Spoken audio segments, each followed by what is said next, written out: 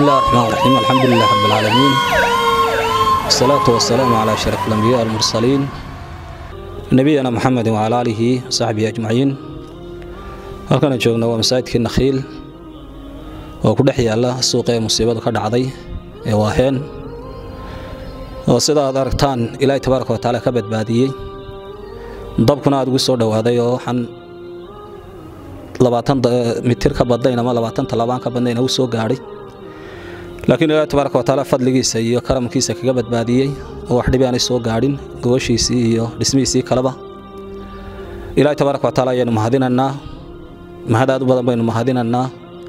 Ilaahay noo badbaadiyay goobtaasi cibaado ayaynu Ilaahay ku mahadinanaa. dadka halkaasi musiibadu ka soo gaadhayna Ilaahay tabaaraka wa taala waxaynu uga baryaynaa bedel khayr qabeen oo siiyo. Ilaahay tabaaraka wa taala inuu bedelo wax khayr badan oo xoogii hore ka wanaagsan Ilaahay inuu siiyo. waxaynu mahad celinaynaa Ilaahay tabaaraka wa taala oo musiibadaasi inaga baqtiyay oo intiisa waa ugu tala galay ku simay.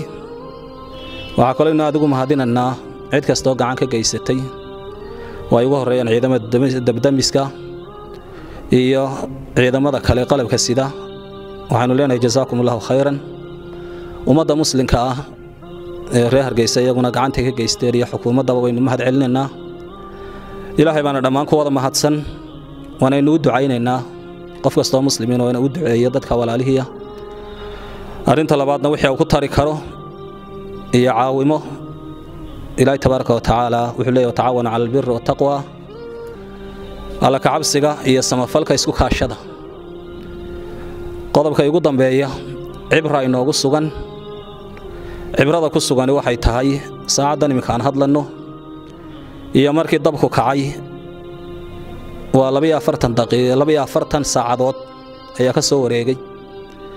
cibra inoogu sugan waa adduunyada marka la inoo sheegayo way burburi doontaa layna leeyahay.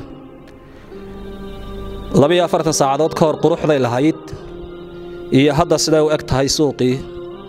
qof kasta oo muslima oo Ilaahay rumaysan oo aakhiro ku tala gashan oo aakhiro iyo qiyaamaha waxa dhici doona rumaysan wax ku qaadasha ugu sugan. Ilaahay tabaaraka wa taala kuwa ku sabra ee ku adkaysta inaga dhigo.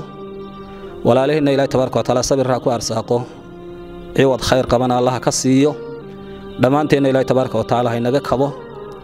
waxaanu Ilaahay ka baryaynaa bisha Ramadaan inuu ku jiro ummadda muslimka inuu u gargaaro meel ay joogaanba.